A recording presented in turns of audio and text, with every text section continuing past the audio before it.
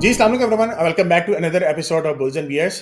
इस वीक में मार्केट ने काफ़ी ज़्यादा वॉलेटिलिटी दिखाई है और आप लोगों को पता है कि पाकिस्तान इंडिया की जो टेंशन्स हैं वो काफ़ी ज़्यादा बढ़ी हुई थी, जिसकी वजह से मार्केट के ऊपर सेंटिमेंटल बेस के ऊपर थोड़ी सी परफॉर्मेंस डिले भी हुई, नीचे परफॉर्मेंस डिक्लाइन हुई। अगर आप देखें कि वीक के एंड स्टार्ट में जो मार्केट ने स्टार्ट किया था, अल्टीमेटली आज के दिन मार्केट ने बड़ा ज़बरदस्त रिकवरी दिखाई है एंड ऑलमोस्ट -0.5% पे क्लोज हुई है। सो इतना घबराने की बात नहीं है। ओवरऑल मार्केट्स के अंदर ये वॉर लाइक सिचुएशन अभी पहले भी आपने देखा हुआ 2018 के अंदर भी एक पीरियड आया था जहां पे ये सिचुएशन बनी थी, लेकिन अब चूंकि दोनों ही कंट्रीज न्यूक्लियर पावर है और हम इंडिया जो भी हमें धमकी दे दे, जैसा मर्जी दे दे, लेकिन we still have a lot of power और अगर ऐसी सिचुएशन होती है तो हम उसका बड़ा जबरदस्त जवाब दे सकते हैं। तो इतनी कोई टेंशन की बात नहीं है। सिर्फ ये चीज को देखा करें कि बिजनेस वाइज हमारे मुल्क के अंदर जो स्टॉक्स हैं, जो कंपनीज हैं, वो अपना कारोबार बंद तो करके नहीं ना बैठ गई। तो ओवरऑल इस चीज को मद्देनजर रखते हुए फंडामेंटल्स हमारे इंटैक्ट हैं और आगे इंशाल्लाह परफॉर्मेंस भी बेहतर रहेगी। चलें, गेटिंग टू फराज भाई कैसे हैं आप, और थोड़ा सा मार्केट का ओवरव्यू भी दे दें। अल्लाह का शुक्र, हमार ऑल गुड अल्हम्दुलिल्लाह। जिस तरीके से मार्केट बिहेव कर रही थी इस पूरे हफ्ते, बड़ी अच्छी अपॉर्चुनिटीज़ मिली हैं। जो लोग वैल्यू बाइंग के इंतज़ार में थे, क्योंकि लास्ट वीक हमने कह दिया था अब आप लोग जो कैश है उसको यूटिलाइज़ करें। सो वहाँ से तो मार्केट नीचे थी, उस कैश यूटिलाइजेशन पे जिसने भी अभी बाइंग की होगी, आई होप कि आज फ्राइडे एंड में वो पॉजिटिव होना शुरू हो गया होगा और आगे भी पॉजिटिव कुछ बुलिश वो सिनेरियोज बन रहे हैं जो आज मैं बड़े डिटेल से डिस्कस करूँगा। उसके अलावा हम लास्ट वीक की हाइलाइट्स ले लेते हैं रिव्यू, और फिर उसके बाद आज हम जो स्क्रिप्ट्स हैं उसमें बहुत डिटेल से जो हमारी ट्रेड्स ओपन हैं उसके बारे में भी बात करेंगे। सो लास्ट वीक हमारी स्क्रीन मेरी शेयर हो रही है आपसे। जी बिल्कुल हो रही है। पावर सीमेंट तकरीबन 14.5-15 रुपये के करीब ट्रेड कर रहा था, और यहाँ पे हमारा ट्रेड प्लान ये था कि 12.6 पर आए तो बाय कीजिएगा। प्रेशर का फ़ायदा यही हुआ, अगेन वैल्यू बाइंग। यहाँ पे ये आया 12.5 के करीब और दोबारा बढ़ के आज 14 रुपये के करीब जाके क्लोज़ हो रहा है। सो पावर सीमेंट ये एक अच्छी हमारी पिक थी लास्ट वीक की। फिर उसके बाद जो क्रिप्टो के फॉलोअर्स हैं, AIXBT, ये रेजिस्टेंस जोन बताया हुआ था 0.14 के ऊपर, और मैं कह रहा था ट्रेड बहुत अच्छी बन सकती है। वहाँ से तकरीबन 0.18 को जाके टेस्ट करेगा। एग्जैक्टली वैसे ही हुआ और रेजिस्टेंस ब्रेक हुई और उसके बाद इसने जाके इन टारगेट्स को हिट किया। गोल्ड पे हम वैल्यू बाइंग या रिट्रेसमेंट का वेट कर रहे थे, और लास्ट टाइम दो ट्रेड प्लान सिनेरियोज सजेस्ट किए थे। एक ये कि जब ये 3372 को ब्रेक करे तो आप टारगेट्स रखें 3465 का। दूसरा ये कि कहा था कि 3190 3200 के करीब आए तो बाय कीजिएगा। ये मेरे पास एक सपोर्ट लाइन ड्रॉ हुई भी है, और 3206 कल रात को इसका कल शाम को लो लगा है, और उसके बाद ये वहाँ से बढ़ता हुआ इस टाइम 3260 पे ट्रेड कर रहा है। अभी थोड़ी देर में 40-45 मिनट्स के बाद यहाँ पे NFP का डेटा है, आज फ्राइडे है, सो मोस्ट लाइकली हम इसमें एक अपसाइड रैली एक्सपेक्ट कर सकते हैं। नैस्डैक 100 की बात करें, लास्ट वीक ये सजेस्ट किया था इस ट्रेंड लाइन पे आएँ तो बाय कीजिएगा। 20,000 और 20,400 के हमारे टारगेट्स हैं, और इस सपोर्ट पे आके टेस्ट हुआ 19,200 और दोबारा बढ़ता हुआ 20,000 का कल हाई लगा है, और फिर अभी साइडवेज हो गया। NFP का वेट हो रहा है। सो ओवरऑल देखा जाए तो ग्लोबल मार्केट्स जो हमारे ट्रेड प्लान्स और आइडियाज़ थे उसी के ऊपर चला है।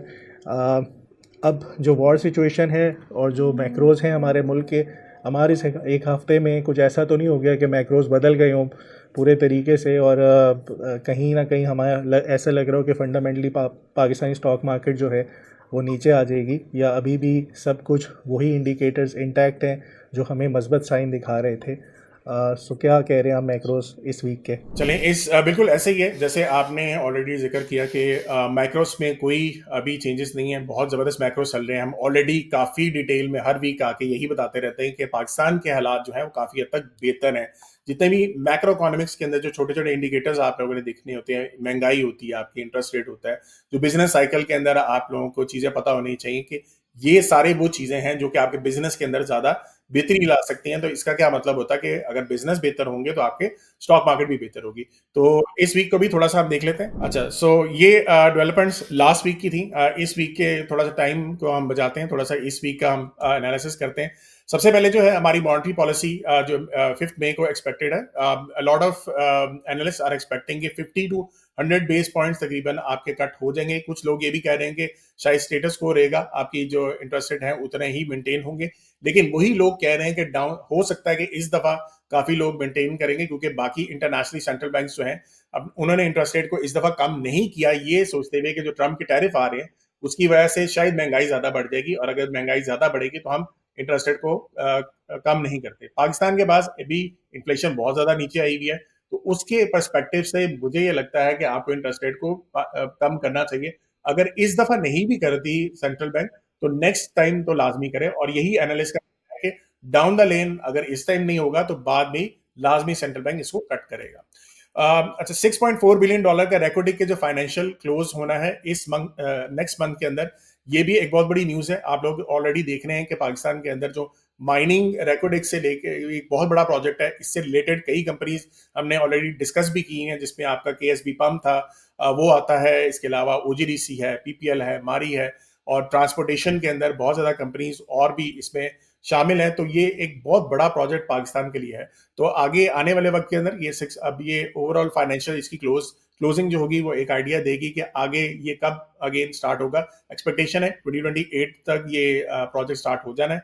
उससे पहले पहले अगर आप देखें जिया चेन्नई, हमने स्टॉक रिकमेंड किया था, बड़ा ही बेहतरीन परफॉर्म किया। तो अभी से जिया चेन्नई को ट्रक्स के ऑर्डर आ रहे हैं, और ट्रक्स क्या होगा कि आपकी ट्रांसपोर्टेशन के लिए, कार्गो के लिए वो यूज होंगे। ठीक है, नेक्स्ट चलते हैं। आईटी एक्सपोर्ट जो है वो 25% हमारी पिछले 9 महीने के अंदर इंक्रीज हुई है। So this is good sign for our companies. एमएनसीओ को देख लें, सिस्टम्स को देख लें, बहुत अच्छी कंपनीज हैं और आगे इनका फ्यूचर भी ब्राइट है। और आईटी ही आगे आप देख सकते हो, आर्टिफिशियल इंटेलिजेंस पूरी दुनिया के अंदर बहुत ज्यादा बढ़ रही है, और यहाँ पे जो कंपनीज इस चीज को इस्तेमाल करेंगी उनका भी अगेन एक्सपोर्ट बढ़ने के चांसेस बहुत ज्यादा है। एंड देन अगेन यहाँ पे हमारी जो लेबर कॉस्ट है, जो हम यहाँ पे सॉफ्टवेयर इंजीनियर्स हैं, उनकी cost as compare to other countries काफी ज्यादा कम है। तो एक ह्यूज बेनिफिट है कि आप आईटी सेक्टर्स के अंदर भी कंपनीज को पिक कर सकते हैं। Government likely to hold oil prices, this is again good for us. Oil जितना ज्यादा बढ़ता है हमारी महंगाई उतनी ही ज्यादा बढ़ती है, तो यहाँ पे थोड़ा सा मेंटेन रखना हमारे लिए ज्यादा बेहतर है। Government spends 637.7 billion on health education social platform. तो पीएसडीपी के अंदर जो आपके जितने भी डेवलपमेंट से रिलेटेड खर्चे होते हैं, एक्सपेंसेस आते हैं, उसमें हेल्थ एजुकेशन आपकी प्रोडक्शन वगैरह सारी आती है। अगेन अगर गवर्नमेंट इसके ऊपर फोकस कर रही है तो this is good for us. And again ये मैक्रो इकोनॉमी के अंदर कुछ फैक्टर्स हमारे यहाँ पे काफी अच्छे आ गए। अच्छा, कुछ यहाँ पे हम कुछ चेंजेस मैं ला रहा हूँ बुल्स एंड बियर्स के अंदर। सो rather than going for detailed company analysis, उसका हम क्या करेंगे, सेगमेंट एक अलग बना के हम आप लोगों के साथ शेयर कर दिया करेंगे। लेकिन यहाँ पे ओवरऑल जो इस वीक के अंदर डेवलपमेंट्स जो हो रही हैं कंपनी से रिलेटेड, मैं यहाँ पे वो डिस्कस करूंगा, या किसी का रिजल्ट बहुत अच्छा आया तो मैं वो भी यहाँ पे आप लोगों के साथ कुछ ना कुछ शेयर करता रहूंगा। सो साजगर की जो हेवल H6 आप लोग HAV जो 2025 की आ रही है face lift, this is again coming in Pakistan. तो ये नया एक वेरिएंट आने वाला है, ऑलरेडी आप देख रहे हैं उसके साजगर बेहतरीन भी परफॉर्म कर रहा है, और ओवरऑल मेरी टॉप 25 पिक भी थी। तो अगेन उसमें भी काफी हद तक बेनिफिट नजर आ रहा है आपको। PSO, government to deregulate petroleum prices, ये काफी अरसे से सुन रहे हैं, अभी तक ये कब तक होगा? अगर ये होता है तो this is again good for PSO.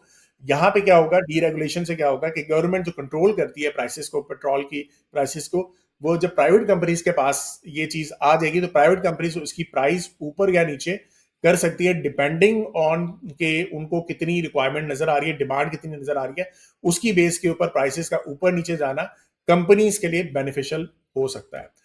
FFC ने अपना तकरीबन ₹7 पर शेयर डिविडेंड अनाउंस किया है फर्स्ट क्वार्टर के अंदर। आप लोग ऑलरेडी देख रहे हैं एफएफसी का थोड़ा सा रिजल्ट नीचे आया है, ई फर्टिलाइजर का भी नीचे आया है। मैं ऑलरेडी हम लोग इधर डिस्कस करते रहे हैं आप लोगों के साथ कि जो डिफेंसिव सेक्टर है या आपके फर्टिलाइजर सेक्टर है, इनकी यूरिया सेल्स एक्सपेक्टेड है ये कम आएंगी। ठीक है, so last I think 2 weeks पहले भी हमने यहाँ बुल्सन बीएस में डिस्कस किया था कि इफ एनीवन वांट्स के फर्टिलाइजर सेक्टर से आप लोग निकलना चाहते हो, या फर्टिलाइजर से रिलेटेड जितने भी सेक्टर्स आपके आते हैं, ज्यादातर ट्रैक्टर्स वगैरह आते हैं, तो उनके ऊपर भी डिमांड कम होगी। तो उससे बेहतर अगर आप किसी और जगह जाते हैं, सिक्लिकल्स में, सीमेंट्स में, स्टील में, वहां जाना चाहते हैं, दैट्स अप टू यू। ठीक है, इमेज ने again this is top my top 25 picks, इसने 58% का प्रॉफिट ऑलमोस्ट दिखाया है। और अगेन ये बहुत बड़ी बात है कि आपके टेक्सटाइल सेक्टर के ऊपर हिट काफी ज्यादा आई हुई है, लेकिन कुछ कंपनी जो मैंने आप लोगों को सजेस्ट की हैं अगेन उनमें से काफी बेहतरी नजर आ रही है, उनके परफॉर्मेंस भी काफी अच्छी है। नेक्स्ट चलते हैं, इंडस मोटर्स ने तकरीबन अपनी अगेन सेल्स जो है उनकी 57% उनकी भी इंक्रीज हुई है। Again among my top 25 picks, बहुत जबरदस्त रिजल्ट यहाँ पे भी नजर आ रहा है। Miller tractor and AG real यहाँ पे मैंने लिखना था, AHCL गलती से लिख दिया, लेकिन ट्रैक्टर इंडस्ट्री जो है ये स्ट्रगल थोड़ी सी कर रही है ड्यू टू अफोर्डेबिलिटी। यहाँ पे देखें आपकी एग्रीकल्चर आउटपुट कम हुई है। एग्रीकल्चर आउटपुट कम होने से क्या मतलब है कि आपके जो फार्मर्स हैं उनको थोड़ा सा इनकम वाइज हिट इस दफा आया है, और उसकी बेस के ऊपर फर्टिलाइजर की सेल्स भी निस्बतन थोड़ी सी कम रही है और आपकी ट्रैक्टर की सेल्स भी निस्बतन यहाँ पे कम रही है। ठीक है, नेक्स्ट चलते हैं एटलस होंडा। आप लोगों ने देखा होगा प्रॉफिट्स तकरीबन 57% इंक्रीज हुए हैं टुवर्ड्स 15.28 बिलियन रुपीस। सो एटलस होंडा अगेन, मैंने आप लोगों को लास्ट वीक, हमने इसको 2 वीक्स पहले हमने डिटेल एनालिसिस एटलस होंडा पे किया था, और मैंने ऑलरेडी कहा था कि ये पूरा साल आपका एटलस होंडा के रिजल्ट्स अच्छे आएंगे। उससे नेक्स्ट ईयर थोड़ा सा इम्पैक्ट आपका आ सकता है फर्टिलाइजर की वजह से, लेकिन मैं फिर भी ये नहीं देखता हूं कि एटलस होंडा इसके ऊपर बहुत ज्यादा हिट लेगा, बिकॉज ऑलरेडी हमने डिस्कस किया था कि 85% जो है आपकी मार्केट शेयर कैप्चर की भी एटलस होंडा ने। तो ये अगेन इसके ऊपर हिट आएगा भी, तो ये अगेन अपनी प्राइस को पास ऑन कर देंगे, सेल्स को पास ऑन कर देते हैं, मार्जिन को पास ऑन कर देंगे टुवर्ड्स कंज्यूमर्स। ठीक है, सुपरनेट को अगेन बिकेम पार्टनर विद रैकोटिक माइनिंग। तो अगेन जैसे मैंने ऑलरेडी बताया कि बाकी कंपनीज के साथ भी रैकोटिक के अंदर जो भी हमारी डेवलपमेंट्स होंगी तो कई कंपनीज को इसका फायदा होगा। तो यहाँ पे Supernet, STL and Gem SPNL के जो स्टॉक्स है आपके हैं, उनके ऊपर एक अच्छा इम्पैक्ट आ सकता है। नेक्स्ट लकी का आप लोगों ने देखा कि किया ने रिड्यूस किए हैं अपनी प्राइसेस बाय तकरीबन अप टू 2 मिलियन। तो इसका भी अगेन उनकी जो सेल्स है, सेल्स प्राइस जो है नीचे करने का क्या मकसद है कि थोड़ा सा मार्केट को कैप्चर करना चाह रहे हैं। अब अगेन जाहिर सी बात है उसकी सेल्स ज्यादा होंगी, सेल्स ज्यादा हुई तो ओवरऑल देखना पड़ेगा कि आपकी जो जितनी प्राइस आपने कम किया और सेल जितनी ज्यादा बढ़ी है तो क्या आप वो मेंटेन रेवेन्यू वाइज कर पाओगे या नहीं कर पाओगे। ओवरऑल लकी सीमेंट ऑलरेडी आप लोगों को पता है कि बहुत ही जबरदस्त कंपनी है, and again it's on my top 25 picks. तो जितनी अभी तक आप लोगों ने रिजल्ट्स देखे हैं बेहतरीन आप लोगों के पास एनालिसिस नजर आ रहा है। अच्छा, एक चीज मैं यहाँ पे आप लोगों के साथ शेयर करूंगा। ओवरऑल हम बहुत ज्यादा बात कर रहे हैं कि जी पाकिस्तान के हालात बहुत ज्यादा खराब हैं और सिनेरियो हम ये बिलीव ही नहीं करते कि पाकिस्तान के हालात बेहतर भी हो सकते हैं, लेकिन ओवरऑल हम बार बार बुल्स एंड बियर्स में 1.5 साल हो गया है, 2 साल हो गए, हम ये बात करते भी आ रहे, वीडियोस में भी करते आ रहे। बुल्स एंड बियर्स तो खैर हमें 6 महीने हो गए रिकॉर्ड करते हुए, लेकिन हम बार बार एक बात कर रहे हैं कि पाकिस्तान की अब ट्रेजेक्टरी चेंज हो रही है। We are not no longer in the bad zone. हमारे यहाँ से काफी टेररिज्म भी खत्म हुई, हालात सारे बेहतर हुए। पिछले 1-1.5 साल से आपके बिजनेस वाइज जो हालात है वो काफी हद तक बेहतर हुए हैं। ठीक है, तो इसमें आप लोग ओवरऑल ये देखो कि रिजल्ट्स अच्छे हो रहे हैं, इंप्रूव हो रहे हैं। ये मैंने यहाँ पे एक शीट ऑर्गेनाइज यहाँ पे की है। ओवरऑल अगर मैं टॉप 200 कंपनीज यहाँ पे बाय मार्केट कैपिटलाइजेशन यानी कि टॉप 200 साइज वाइज कंपनीज को देखा जाए तो इनकी कंपनीज के रेवेन्यूज एंड प्रॉफिट्स बहुत जबरदस्त इंक्रीज किए हैं। सो ओवरऑल मैं अगर आपको एवरेज इन सबकी दिखाऊं, सो रेवेन्यू पिछले साल की निस्बत, ये एक साल पहले की बात है, 16% ओवरऑल रेवेन्यू इंक्रीज किया है इन टॉप 200 कंपनीज का, एंड नेट इनकम जो है 114%, यानी कि डबल अर्निंग्स हो गई हैं। तो ये जेन में रखें कि हालात जब बुरे होते हैं तो अर्निंग्स गिरती हैं, यहाँ पे अर्निंग्स इंक्रीज हो रही हैं, डबल हो रही हैं। तो ये चीज आपको जेन में होनी चाहिए। दूसरी जो मैंने ओवरऑल आप लोगों को यहाँ पे कंपनीज जो टॉप 25 मैंने आप लोगों को बताई थी, अगर मैं उसके रिजल्ट्स ओवरऑल यहाँ पे डिस्कस करूं तो तकरीबन रेवेन्यू इन कंपनीज का 36% इंक्रीज किया है, एंड नेट इनकम एक साल के अंदर तकरीबन 178% इंक्रीज किया है। सो ओवरऑल मेरी भी कोशिश होती है कि अगर आप लोगों को मैं वो कंपनीज बताऊं कि जो ज्यादा बेहतर है, जिनके रिजल्ट बेहतर हो सकते हैं, एंड ताकि आप लोग उसके अंदर इन्वेस्टमेंट करें और आप लोगों को भी फायदा हो, ताकि आप मार्केट को भी बीट कर सकें बल्कि आपका पैसा ज्यादा जल्दी बने। ठीक है, सो ये again we are here for you guys, और थोड़ा सा आप लोगों का अंडरस्टैंडिंग करवाने की कोशिश करते हैं। अगर आप लोगों को ये चीज थोड़ा सा सीखने का दिल करता है, आपको लगता है कि जी हमें खुद से आना चाहिए, कल को अगर मैं नहीं होता या फराज नहीं होता तो overall you can learn by yourself as well, और आप लोग इसके लिए कैपिटल मार्केट्स का जो कोर्स है आप लोग उसके लिए भी रजिस्टर कर सकते हैं। ऑल्दो अभी ट्रेनिंग इस दफा की रजिस्ट्रेशन खत्म हो गई है, नेक्स्ट बैच के लिए आप जब भी आप ओपन होंगी तब देन यू कैन रजिस्टर।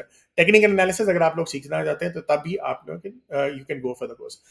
हमार ये जो आपने पोर्टफोलियो सजेस्ट किया था 25 स्टॉक्स का, ये कंटिन्यूसली बीट कर रहा है 100 इंडेक्स की परफॉर्मेंस को।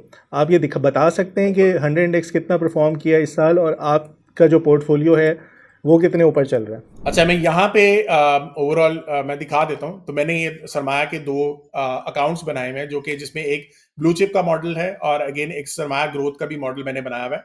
सो अगर आप यहाँ पे ओवरऑल देखेंगे तो मार्केट ने टोटल अच्छा, मेरे जो रिटर्न है ओवरऑल यहाँ पे 12% नजर आ रहा है। और इसमें अगर मैं एनालिटिक्स में जाऊं, और ये अगेन टॉप 25 पिक्स में आप लोगों के साथ डिस्कस कर रहा हूँ। अगर यहाँ पे मैं थोड़ा सा पीछे से आप लोगों को दिखा देता हूँ। This is again a very good tool जो कि लईक भाई ने बनाया हुआ है, और अगर आप इसको यूज करते हैं तो ओवरऑल यू कैन सी के बड़ा बेहतरीन यहाँ पे आपको रिजल्ट नजर आएंगे। सो अगर यहाँ पे मैं अपडेट करता हूँ 26 दिसंबर से, जहां से मैंने ये मार्केट्स का ओवरऑल रिटर्न दिखाया हुआ है। सो इसमें ओवरऑल मार्केट ने आई थिंक यहाँ पे, अच्छा मेरे पास यहाँ पे टोटल नजर नहीं आ रहा, but overall you can see के we are actually beating the market. Market ने तकरीबन 2-3% परफॉर्म किया, ये पोर्टफोलियो ने ओवरऑल 12% परफॉर्म किया। तो yes, we are beating the market, और इसको आप इस तरीके से देख भी सकते हैं। ज़बरदस्त अमार। अब ये आपने 4 महीने का रिटर्न 12% दिखाया, इसका मतलब है प्रोजेक्शंस आप लगा सकते हैं कोई 30-35% साल के एंड पे जाके क्लोज करे अगर मार्केट नए हाइस की तरफ जाती है इंशाल्लाह। इंशाल्लाह। और ये आपने बिल्कुल जो टॉप 25 कंपनीज है उसमें से आपने सिक्लिकल स्टॉक्स पूरी डिटेल से, ये 2024 की एंड के दिसंबर की वीडियो है, उसमें हमारे एग्जैक्ट 25 स्टॉक्स शेयर किए थे, कोई प्रीमियम कुछ भी नहीं है। आप जाएँ उस वीडियो को देखें। स्टिल इस पोर्टफोलियो को अगर आप बिल्ड करना चाहते हैं आप कर सकते हैं आराम से। अच्छा मार, 100 इंडेक्स के टेक्निकल्स पे आ जाते हैं। अगर आपने स्टॉक मार्केट में इन्वेस्टमेंट की मगर आपको लॉसेस हो रहे हैं, या फिर आप अभी भी सोच रहे हैं इन्वेस्टमेंट स्टार्ट करना but you don't have direction, I have got a good news for you. Sarmaya is offering financial training जो कि आपको हेल्प करेगी इन्वेस्टमेंट जर्नी स्टार्ट करने में and also to become profitable investor. So do check out Sarmaya trainings and become financially healthy. अच्छा, इस दफ़ा कुछ नया है, कुछ नई चीज़ें डिस्कस करेंगे। सबसे पहले बुलिश इंडिकेशंस पे जाते हैं हम। हायर हाइज हाई लोज हमारे इंटैक्ट हैं स्टिल। टाइम साइकिल्स और कैरेक्टरिस्टिक्स की अभी फिर से मैं बात करता हूँ। सीजनल्स के ऊपर बुलिश मंथ अप्रैल एक्सपेक्ट कर रहे थे लेकिन नहीं हुआ। यहाँ पे मैं डिस्क्लेमर दे दूँ, इसका ये मतलब नहीं होता कि अप्रैल बुलिश है तो मार्केट बुलिश रहेगी। ये कन्फ्लुएंस होता है इस नंबर ऑफ बुलिश इंडिकेशंस में जाके के पॉइंट्स को ऐड करें, सही है। सो बहुत से लोग ये समझते हैं जिनको टेक्निकल्स की कोई नॉलेज नहीं है, वो सिर्फ किसी के पीछे फॉलो करते हैं और एक दो सिग्नल्स के ऊपर चढ़ जाते हैं और फिर कहते हैं यार देखो हम 15 साल से मार्केट में और इतने बेहतरीन परफॉर्म कर रहे हैं। उनको टेक्निकल्स का कुछ भी नहीं पता, मेरे ख्याल में कोई बुक्स वगैरह भी शायद ना ही पढ़ी हूँ कभी। सो यहाँ पे अगर कैरेक्टरिस्टिक्स के ऊपर जाएं और मे का मन देखें बुलिश, वो कैसे हो सकता है।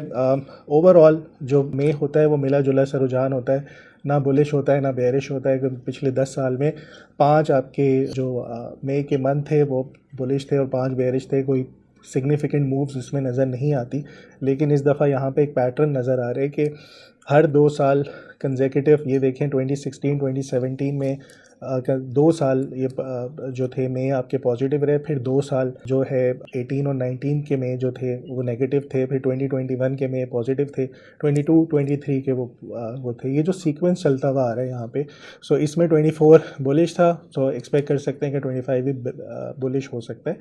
तो ये प्रॉबिलिटी पॉसिबिलिटीज़ की बात होती है, ठीक है। यहाँ पे ये मतलब नहीं है कि आप प्रॉपर्टीज़ उठा के बेच दें और फिर वो करें। प्रॉपर्टीज़ उठा के बेच के हमारी बात उस टाइम सुननी थी जब ये 36,000 पे था और कोई भी इस तरह के लोग आप लोगों को मार्केट में नहीं मिल रहे थे जो सिग्नल्स बेचते हो 5 से 7 हज़ार में, और ज़िंदगी भर से वो यही करते आ रहे हैं, उनकी कोई अचीवमेंट ना हो। सो यहाँ से यहाँ तक की जो रैली थी ये मेरे ख्याल में उस टाइम थी जब पाकिस्तान डिफ़ॉल्ट हो रहा था और हम ही सिर्फ एक वाहिद प्लेटफॉर्म था जो इस फाइनेंशियल अवेयरनेस के ऊपर बात कर रहा था, लिटरेसी के ऊपर बात कर रहा था, और यहीं से हम लोगों को कह रहे थे यार इन्वेस्ट करो। बल्कि मैंने अपने खुद भी स्टॉक्स ख़रीदे, ट्रेड्स भी करके दिखाएं, इसलिए मेरा पोर्टफोलियो इंटैक्ट है। जब मैं प्रॉफिट्स बुक करूँगा तो इंशाल्लाह वो भी वीडियोस आप लोगों को साथ साथ दिखाते रहूँगा। अच्छा, सो यहाँ पे हम आए। उसके बाद एक और चीज़ जो मैं यहाँ पे मेंशन करना चाहूँगा, एक नई हमारे पास डेवलपमेंट नज़र आई है हमें इंडिकेटर्स के ऊपर। एक बुलिश इंडिकेशंस आई है बुलिश डाइवर्जेंस की, हिडन डाइवर्जेंस की शक्ल में। ये क्या होती है कि आपकी प्राइस एक्शन के ऊपर हायर लो लग जाए और आरएसआई के ऊपर लोअर लो लग रहा हो, ठीक है। और ये 30 से 50 के दरमियान होती है, ओवरबॉट ओवरसोल्ड कंडीशन में नहीं होती। ये इंडिकेट करती है कि यहाँ से अब मार्केट आपकी बुलिश होने वाली है। लास्ट टाइम ये जो बनी थी ये इस जगह पर थी और यहाँ पे थी 77-70 के ऊपर। और उसके बाद मार्केट दोबारा से परफॉर्म करती हुई नज़र आई। और यहाँ पे अब ये बुलिश हिडन डाइवर्जेंस है जो हमारे पास एक डेली की बेयरिश डाइवर्जेंस थी, उसको ये काफ़ी हद तक ख़त्म कर चुकी है। सो मोस्ट लाइकली यहाँ से आप एक्सपेक्ट कर सकते हैं कि ये बढ़े। आगे हम चलते हैं वाइकॉफ की रीक्यूमुलेशन। हमेशा याद रखें मार्केट के 3 ट्रेंड्स होते हैं, 3 फेजेस होते हैं। एक एक्यूमुलेशन होता है, यहाँ पे जैसे एक्यूमुलेशन थी, उसके बाद फिर ट्रेंड में आ जाता है advancing phase and then distribution phase, या फिर रीक्यूमुलेशन फेज़ होता है। ये बड़ा ट्रिकी है और ये बहुत तरीके से जाके समझना पड़ेगा। यहाँ पे जब ये ट्रेंड चल रहा था तो ये मैंने कुछ यहाँ पे ये शॉर्टर इसके एब्रीवेशंस लिखी हुई हैं, PSBC ये क्या है, ये सब कुछ मैं समझाता हूँ आप लोगों को। और फिर उसके बाद इस करंट सिनेरियो से देखते हैं कि हमारी मार्केट किस तरफ जाने लगी। ये वाइकॉफ की स्ट्रेटजी है और वाइकॉफ के ऊपर मैं इसकी परफेक्ट टेक्स्ट बुक एग्जाम्पल आपको दिखा देता हूँ।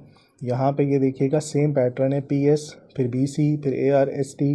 ये क्या चीज़ें मैं बता रहा हूँ, जब मार्केट आपकी ट्रेंड कर रही होती है, ठीक है, यहाँ पे बड़ी ज़बरदस्त वॉल्यूम्स के साथ एक हाई लगता है जिस पर प्रॉफिट टेकिंग होती है। इसको प्रीलिमिनरी सप्लाई कहते हैं। यहाँ पे कुछ प्रॉफिट बुक्स होते हैं, देन दोबारा से नीचे आता है, हायर लो बनता है, फिर एक बाउंस आता है। यहाँ पे ये जो BC लिखा हुआ है ये वो वाला BC नहीं है कि BC हाई पे ख़रीद लिया है ठीक है, ये बाइंग क्लाइमेक्स है। ये यूजुअली रिटेल ट्रेडर्स ना टॉप पे आके ट्रैप होते हैं, फंसते हैं, और टॉप पे जो ट्रैप होता है फंसता है, उसके बाद फिर वो इंतज़ार ही करते रह जाते हैं, परेशान होते हैं। यहाँ पे वॉल्यूम्स हमेशा कम होते हैं डाइवर्जेंस की वजह से, डाइवर्जेंस भी इसके ऊपर आती है एंड देन दोबारा से नीचे आता है। ये इसको ऑटोमेटिक रिएक्शन बोलते हैं, फिर बाउंस करता है, इसको सेकेंडरी टेस्ट बोलते हैं। ये फिनोमेना हमेशा ऐसे ही चलता है। उसके बाद नीचे ड्रॉप होता है। यहाँ पे साइन ऑफ वीकनेस, जब आपका AR ब्रेक होता है तो एक नई सपोर्ट बनती है जिसको साइन ऑफ वीकनेस बोलते हैं। ये सपोर्ट डिफाइन हुई है, उसके बाद फिर एक और बुलिश रैली। इस जगह पे जो रिटेल ट्रेडर होता है वो फ्रस्ट्रेट और पैनिक कर जाता है। जब ये BC बना यहाँ पे जनवरी के शुरू में, एवरीवन वाज एक्सपेक्टिंग कि पिछला साल बहुत अच्छा था, सो ये साल भी बहुत अच्छा होगा। जितने रिटेल ट्रेडर होते हैं वो इस पॉइंट पे आके ट्रैप होते हैं, बहुत से लोग हुए हुए होंगे, लेकिन परेशानी वाली कोई बात नहीं है। यहाँ पे ये फिर साइन ऑफ वीकनेस, इस जगह पे आके लोग परेशान हो जाते हैं कि यार अब क्या करें, तो स्टॉक मार्केट हमारे लिए नहीं थी, हमने एंट्री ली तो ये नीचे आना शुरू हो गई। फिर यहाँ से बढ़ना शुरू होता है, एक और अप थ्रस्ट आता है। इस अप थ्रस्ट के बाद थोड़ी सी correction and then up thrust after distribution, UTAD जिसको बोलते हैं, एंड देन दोबारा मार्केट नीचे आती है करेक्ट होने के लिए, फिर बाउंस करती है, इसको हम टेस्ट बोलते हैं। अब यहाँ पे एक चीज़ इंपॉर्टेंट ये है, ये परफेक्ट टेक्स्ट बुक एग्जाम्पल है रीक्यूमुलेशन फेज़ की। रीक्यूमुलेशन फेज़ जब बनता है, ट्रेंड के बाद एक कंटिन्यूशन पैटर्न होता है, ये उसमें आता है, कंसीडर किया जाता है, और उसके बाद फिर हम एक नई रैली एक्सपेक्ट कर सकते हैं। ये एग्जैक्ट यहाँ पे आप देखिएगा, ये वाइकॉफ की उससे लिया हुआ है और एग्जैक्ट सेम पैटर्न को फॉलो कर रहा है। ARST और साइन ऑफ वीकनेस, फिर उसके बाद UT आ रहा है, UTAD आ रहा है, फिर टेस्ट आ रहा है, उसके बाद फिर यहाँ पे अब ये जो पॉइंट है ये बहुत इंपॉर्टेंट है जो करंट यहाँ पे बन गया है। ठीक है, वाइकॉफ की थ्योरी क्या कहती है कि जब आपकी ये जो साइन ऑफ वीकनेस SOW वाला, या ये जो सपोर्ट ब्रेक होती है, आसान लफ्ज़ों में इसको सपोर्ट ही बोलते हैं, और आसान लफ्ज़ों में आजकल के बच्चे इसको कहते हैं ऑर्डर ब्लॉक। ठीक है वो इसको ऑर्डर ब्लॉक बोलते हैं। ये जब ब्रेक होता है, ये ब्रेक हुआ, नीचे आया, नीचे आके नया लो बना, इस नए लो के बाद यहाँ से मार्केट दोबारा बढ़ना शुरू हो जाती है। नया लो क्या होता है, यहाँ पे जो सपोर्ट पे लोगों के स्टॉप लॉस लगे होते हैं वो ब्रेक होते हैं, या इसको स्टॉप लॉस हंटिंग कहते हैं, अंडर कट लो कहते हैं, आजकल के बच्चे इसको लिक्विडिटी स्वीप कहते हैं, वो हो जाता है। ये स्प्रिंग बहुत पुराना वर्ड है, ठीक है, स्प्रिंग का नया नाम लिक्विडिटी स्वीप दे दिया। तो ये जो लिक्विडिटी स्वीप या स्प्रिंग यहाँ पे जब लगेगा, उसके बाद ये आपकी डिसेंडिंग पैरेलल चैनल के ऊपर हिडन डाइवर्जेंस पे ये यहाँ से ब्रेकआउट होने के बाद रैली करना शुरू कर देगी। सो ये perfect text book example exactly उसी वाइकॉफ की थ्योरी को, या वाइकॉफ की रीक्यूमुलेटिंग फेज़ को मार्केट उसके ऊपर चल रही है। मेरा ये मानना है कि अगर यहाँ पे देखेंगे स्प्रिंग वाला जो पॉइंट है, या ये सपोर्ट वाला पॉइंट है, अगर मार्केट इस सपोर्ट से ऊपर ऊपर रहते हुए ग्रीन हो जाती है, जो कि इसने अभी हिडन डाइवर्जेंस दिखा दी है, ये साइन होता है कि जो लोग सपोर्ट का वेट कर रहे हैं कि 1,09,000 पे आएगी, 10 पे आएगी तो मैं बाय करूँगा, और मार्केट वहाँ तक नहीं आती और वहाँ से ऊपर बढ़ जाती है। ठीक है, कभी भी आपको माल नहीं मिलेगा इस सपोर्ट के ऊपर। ठीक है, यहाँ से मार्केट बढ़ना शुरू हो जाएगी, ये हिडन डाइवर्जेंस की निशानी होती है, ये बुलिश साइन होता है। दूसरा ये साइन होता है कि ये सपोर्ट आई, सपोर्ट पे ब्रेक हुआ, जितने लोग यहाँ पे सपोर्ट की स्टॉप लॉस रख के बैठे हुए थे, वो सब एग्जिट करेंगे और उसके बाद यहीं से आपसे माल छुड़वाया जाएगा रिटेल ट्रेडर से, एंड देन ये दोबारा मार्केट को बढ़ना शुरू कर देगा। इन बोथ द केसेस जो अब हो चुका है इवेंट, जो थर्सडे को, ये जो वेनसडे को हुआ, हिडन डाइवर्जेंस बनी, मार्केट बढ़ गई ऊपर, ये मैंने हाई बताया भी था उधर अपने फेसबुक पे। ये मार्केट बढ़ गई हिडन डाइवर्जेंस के बाद, और यहीं से अगर बढ़ जाती है, परफेक्ट सिनेरियो है, मार्केट आपकी कंटिन्यूशन अप ट्रेंड में जा सकती है। दूसरा सिनेरियो, अगर यहाँ से बाय मंडे या ट्यूसडे कोई इवेंट ऐसा होता है कि फ़र्ज़ करें कोई स्ट्राइक हो जाती है या मॉनेटरी पॉलिसी एक्सपेक्टेशंस पे नहीं आती, तो हो सकता है कि ये सपोर्ट ब्रेक हो, नीचे स्प्रिंग बने। ये अंडरकट लो के ऊपर परेशान नहीं होना, यहाँ पे ये बाइंग अपॉर्चुनिटी होगी और उसके बाद हम एक्सपेक्ट कर सकते हैं कि ये रैली करें। इन बोथ द सिनेरियोज, चाहे वो सपोर्ट से ऊपर रहता है मार्केट बुलिश है, या वाइकॉफ की थ्योरी के मुताबिक स्प्रिंग लगता है तब भी मार्केट बुलिश है। अब यहाँ पे जितने आपके बुलिश इंडिकेशंस में पॉइंट्स हैं, वेट्स हैं, ये मेरे पास ज़्यादा हो गए। ये वाइकॉफ के पैटर्न के ऊपर, हिडन डाइवर्जेंस की वजह से, सीजनल्स के ऊपर, और फिर एक कैरेक्टरिस्टिक और समझाता हूँ मैं आप लोगों को। हम चलते हैं थोड़ा पीछे 2015 पे। 2015 पे आप एक देखिएगा, यहाँ पे इसी तरीके की मार्केट ने परफॉर्मेंस दी। पिछला पूरा साल 2014 का बहुत बुलिश रहा। बहुत बुलिश होने के बाद इसको अगर मैं आपको मंथली फ्रेम पे ले जाऊं तो आपको नज़र आएगा कि जैसे 2025 का साल चल रहा है शुरू से, यहाँ पे इस पॉइंट को देखें, 2014 और 15 के बाद 2015 में ये जो 6 महीने थे पहले, 2014 में बड़ी ज़बरदस्त रैली हुई, सेम ऐसी ही रैली जैसे 2024 में हुई। 2015 शुरू हुआ, सब एक्सपेक्ट कर रहे थे कि हमेशा मार्केट कंटिन्यूशन उसमें रहेगी अप ट्रेंड में, लेकिन हुआ ये कि पहले 4 महीने अप्रैल और मई तक इसी तरह रहा, फिर जून से आपको बाइंग थोड़ी सी नज़र आई। सेम एग्जैक्ट कंटिन्यूशन पैटर्न या साइडवेज पैटर्न इस टाइम यहाँ मार्केट में बना हुआ है। और उसके बाद मार्केट ने 2016 में एक नई लेग खड़ी की, फिर टॉप डिफाइन हुआ, जो कि बहुत अरसे तक ये टॉप नहीं ब्रेक हुआ था 52,760 का।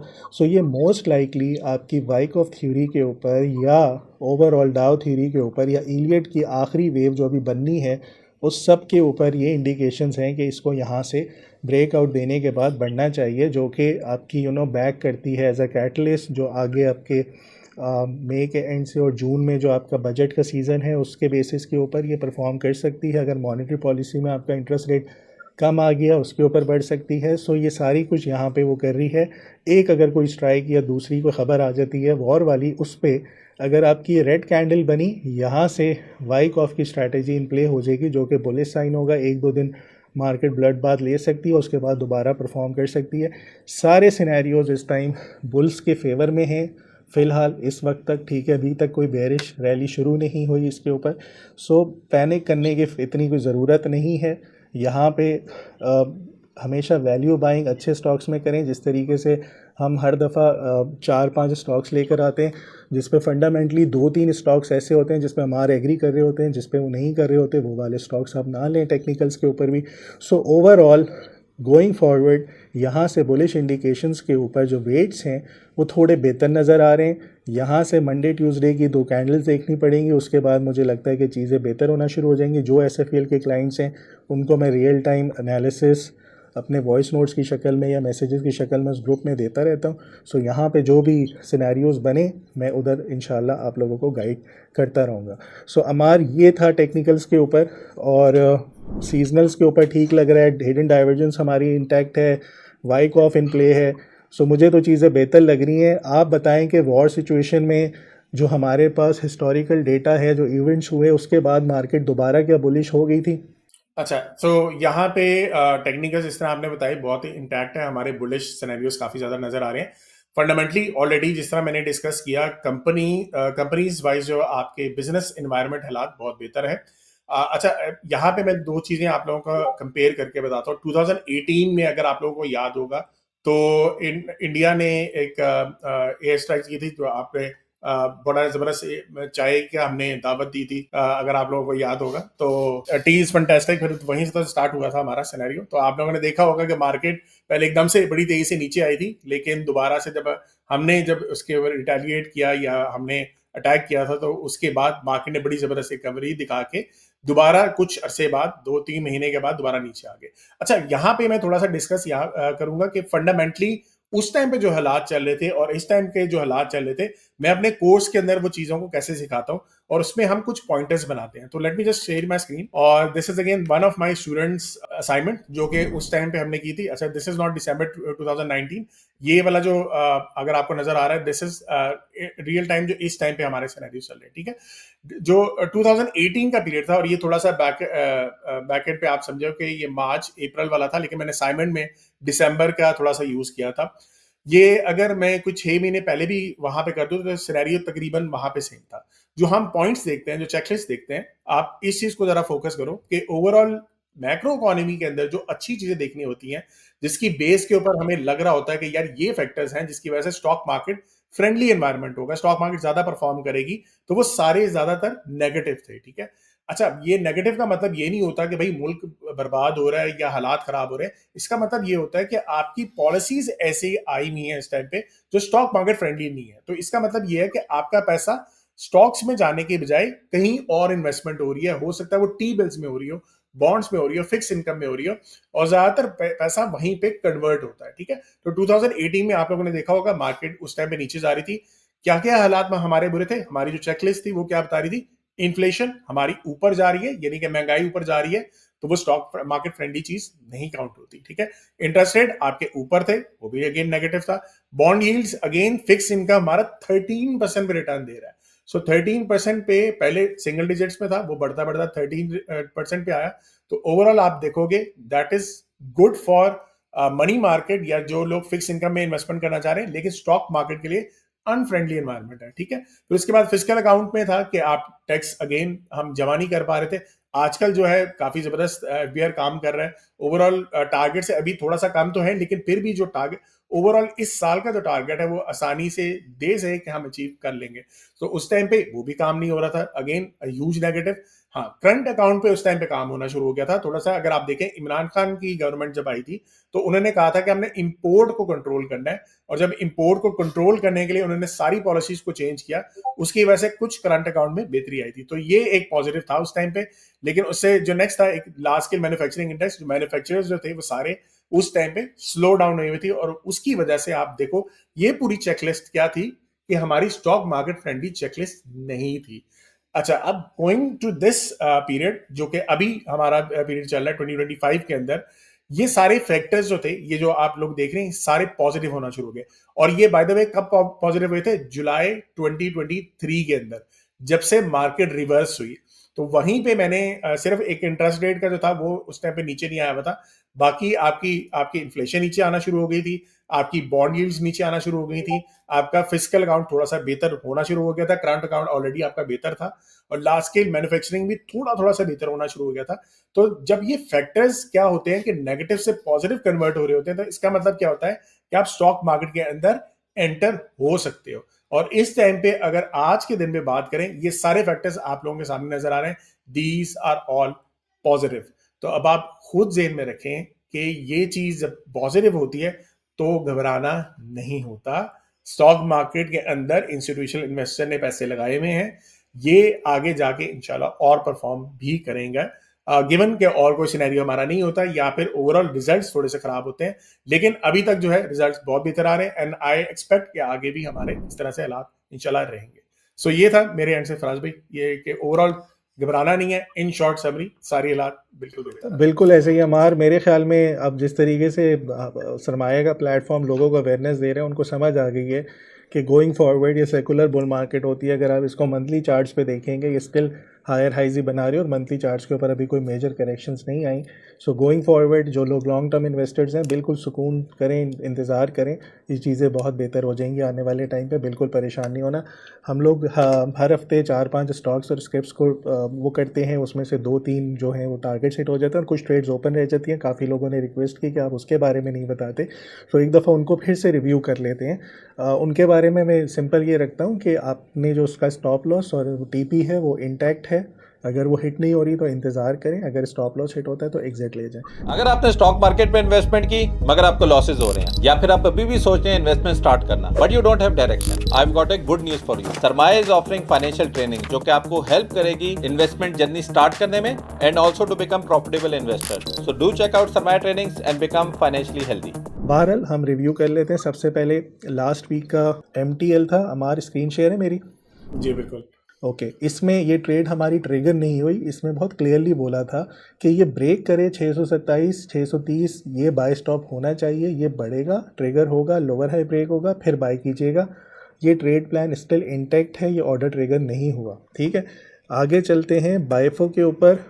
यहाँ पे भी जो ट्रेड प्लान बताया गया था ये भी buy above buy stop scenario था 185 से ऊपर, ये भी ट्रिगर नहीं हुआ। ठीक है, जो लोग कहते हैं आप कॉल्स देते हैं और उसके बाद वो हिट नहीं होता तो बताया तो करें, तो उसमें अब ये देखा तो करें कि ट्रिगर हुआ या नहीं हुआ। सही है, मरी ब्यूरी को देखें, ये भी हमने बाय स्टॉप ट्रिगर किया था, ऑल्दो इसके फंडामेंटल्स बहुत अच्छे हैं। ठीक है, लेकिन टेक्निकली अगर ये ब्रेक करेगा तो फिर हम बाय करेंगे, अदरवाइज़ या तो ये साइडवेज रहेगा या ये नीचे आ जाएगा। ठीक है, ये भी ट्रिगर नहीं हुआ। फिर हम आगे आ जाते हैं एटलस बैटरी के ऊपर। ये भी ट्रेड प्लान हमने बताया हुआ था। अब इस ट्रेड प्लान के ऊपर भी बाय अबव 364 था। आप ये देखें कितना इंपॉर्टेंट है कि ये ब्रेक होना। अगर ये लेवल नहीं ब्रेक होता ये बुलिश नहीं होगा। उसके बाद से ये ड्रॉप होता हुआ 266 हो गया। अगर आप लोगों को कंडीशनल बाइंग का मतलब नहीं पता, अगर आप लोगों को बाय अबव या बाय स्टॉप नहीं पता, सो थोड़ी सी बेसिक अंडरस्टैंडिंग ज़रूर ले लें ये क्या होते हैं ऑर्डर टाइप्स, और उसके बाद फिर इन वीडियोस को देख के समझने की कोशिश करें। सिर्फ लोगो देख के कि एटलस बैटरी जिक्र किया हुआ है आपने कल जाके ख़रीद लिया, तो इसका ये कतन मतलब नहीं था कि आपने उसको ख़रीदना है। इसको समझे तो सही। समझने के लिए वंस अगेन नहीं कुछ आता तो सरमाया की ट्रेनिंग्स हाजिर हैं, हम हाजिर हैं आप लोगों के लिए। सो ये ट्रेड भी ट्रिगर नहीं हुई। ठीक है, आगे आ जाते हैं। फिर पेल के बारे में पूछा हुआ था किसी ने। पेल ऑल्दो SFEL के क्लाइंट्स को हमने एक कॉल दी थी, उसका TP यहाँ पे हिट हो गया था। बहरहाल जो ट्रेड कॉल यहाँ पे दी हुई है वो स्टिल इंटैक्ट है, इसका स्टॉप लॉस नहीं हिट हुआ। अगर आपने यहाँ पे 45 46 पे बाई किया तो इंतज़ार करें, ये बढ़ जाएगा। ठीक है, और ये हमारी लॉन्ग टर्म इस साल की टॉप पिक्स में से भी रहा है। ये सिर्फ कंटिन्यूशन पैटर्न है, थोड़ा सा साइडवेज हो गया, कोई मसला नहीं है, ये आगे आगे बढ़ जाएगा, तो इंतज़ार कर लें। ठीक है, सो ये ट्रेड प्लान भी। मैं यहाँ पे फराज में थोड़ा सा यहाँ पे पार्क इलेक्ट्रॉन के बारे में बता दूं। देखिए ओवरऑल बिजनेस वाइज में तो सोचें, आप सिर्फ प्राइस को देख के घबरा जाते हैं लोग कि भाई आपने कॉल दी वो नीचे आ गया, TP SL हिट वैसे तो नहीं हुआ लेकिन SL हिट हो गया तो आपने बताया नहीं, इस तरह की चीजें बात करते हैं। यार बिजनेस वाइज देखो, ओवरऑल एक फ्रिज ये अप्लायंसेस वगैरह बनाते हैं, जब बिजनेस ओवरऑल कंट्री के बेहतर होते हैं तो इनके पास 20% 25% मार्केट शेयर है ऑफ रेफ्रिजरेटर फ्रीजर्स वगैरह, तो ओवरऑल इनकी सेल बढ़ेगी। फिर गर्मियां आ रही हैं आगे, उसकी सेल और बढ़ेगी। ठीक है, फिर उसके अलावा ये पावर के जो ट्रांसफार्मर्स होते हैं वो USA से इनको कॉन्ट्रैक्ट मिला हुआ है, वो वहां पे भेज रहे हैं। ठीक है, वो बेहतरी आ रही है। ऊपर से चाइना के ऊपर जो टैरिफ लग रहे हैं, तो चाइना से जो कन्वर्जन होगी वो जाहिर सी बात है पाकिस्तान इंडिया वाली साइड पे ज्यादा जाएगी। तो ऑलरेडी जो अमेरिका है वो कोशिश करेगा उन्हीं कंपनीज के साथ काम किया जाए जिनसे हम ऑलरेडी कॉन्ट्रैक्ट कर लिया है। ठीक है, तो ये चीज हमारे लिए बेहतर है। तो ओवरऑल बिजनेस वाइज सोचा करें क्या, लॉन्ग टर्म के हिसाब से ये सारी कंपनी ठीक है, हालात ठीक है, रिजल्ट ठीक आ रहे हैं, फिर क्या टेंशन है। हाँ बिल्कुल ऐसे ही है। और उसके बाद हमार स्विस साउथ पे देखें, इसमें भी कोई हमारा SL नहीं हिट हुआ हुआ। ये ट्रेड कॉल भी इंटैक्ट है, जहाँ पे बताया उससे 1-2 रुपये नीचे ज़रूर हो सकता है। ठीक है, मार्केट ने नीचे भी आना है, कोई मसला नहीं है। स्टॉप लॉस इंटैक्ट है, स्टॉप लॉस नहीं हिट हुआ, TP नहीं हिट हुई। ठीक है, इंतज़ार करें, कोई मसला नहीं है, कोई बुराई नहीं है। हमारे स्विस साउथ के पास भी पैसे आने वाले हैं ठीक ठाक। बिल्कुल बिल्कुल, गैस की प्राइसेस जो है वो ज़्यादा बढ़ रही है, तो जाहिर सी बात है इनको भी फायदा ही होगा इसका। बिल्कुल ऐसे ही। अच्छा, फिर उसके बाद GHNI, ठीक है, ये कॉल दी थी, इसका भी बोला हुआ था नीचे आए बाय करें। एक पैरेलल चैनल बनाया हुआ था और ये यहाँ कहीं था, डिस्काउंट पे बाय करना था, बिल्कुल करते। उसके अलावा इसकी नंबर ऑफ सेल्स कितनी ज़बरदस्त बढ़ी है, इसके उसको कितने कॉन्ट्रैक्ट्स मिल रहे हैं, ये वो ट्रेड प्लान है जो इंटैक्ट है अभी तक। अमान ने इसके ऊपर कितना ज़बरदस्त कवरेज दी है फंडामेंटल्स के ऊपर। गोइंग फॉरवर्ड अल्लाह ना करे अगर जंग हो जाती है तो ट्रक भी फिर इधर से ही जाने ठीक है तो अमार ये अभी तक स्ट्रॉन्ग है ना, कुछ ऐसा तो नहीं हुआ कि यार ये खत्म हो गई वो कंपनी? नहीं नहीं, बिल्कुल इंटैक्ट है। रिजल्ट्स आप देख लें, पिछले बहुत बेहतर आए हैं। और मैंने, अच्छा, ये एक ऐसा शेयर है जो मुझे लगता है ये बहुत आगे जाके बहुत बढ़ने वाला है, ठीक है। ये अगर आप 2014 का पीरियड अगर आप देखोगे, जो मैंने लास्ट टाइम भी डिस्कस किया था, कि इसके रिजल्ट्स फिनोमिनल थे।